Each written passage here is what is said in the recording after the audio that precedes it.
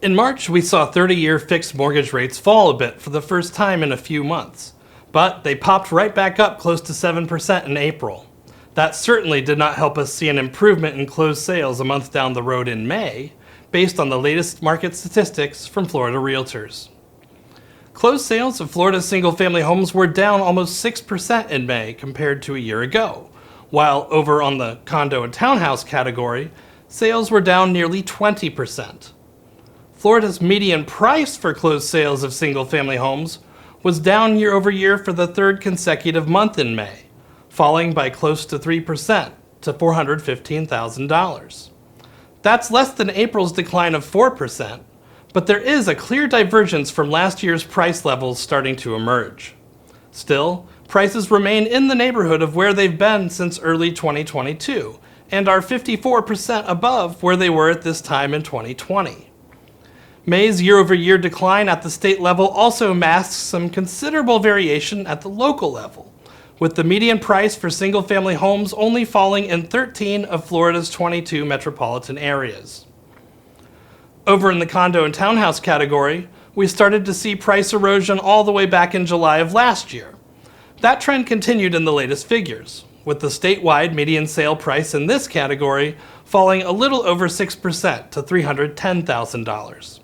That's still 54% higher than in 2020, the same difference observed for the single-family side of the market.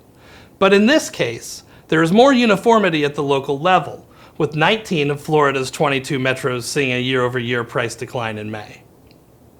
The fact that we're seeing some price weakness in both the single-family category and the condo and townhouse category shouldn't come as a surprise to any of our regular viewers.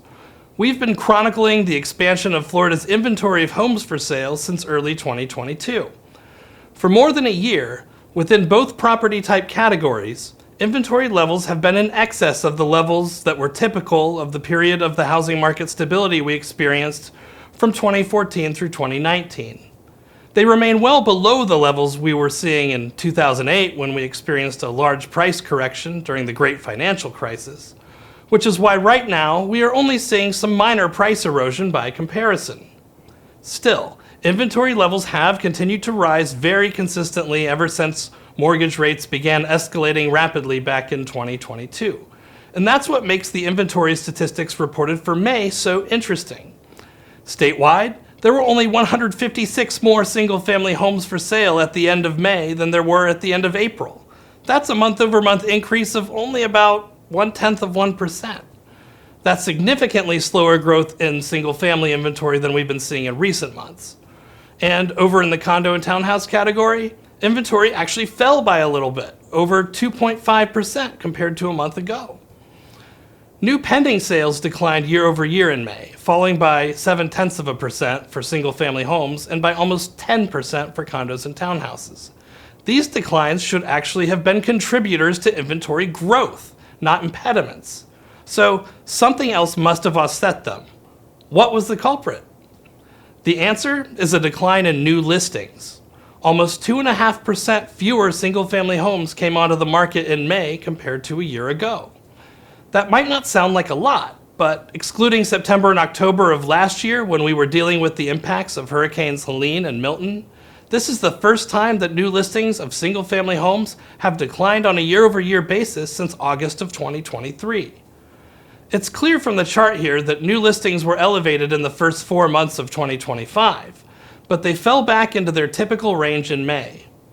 And over in the condo and townhouse category, the decline in new listings was even more significant, at close to 10%. Keep in mind that this is a part of the year where, under normal market conditions, inventory tends to fall on a month-over-month basis, so some of this is due to seasonal factors. But considering that inventory has recently been bucking typical seasonal trends, this is a significant development, and we'll want to watch this statistic closely over the next few months to see if it continues. There's still a fair amount of variation at the local level in price and inventory trends. Florida Realtors members can find the latest local market statistics on our interactive web application, SunStats. And of course, our statewide statistics are available to everyone at floridarealtors.org. Thanks for watching. We'll see you next month.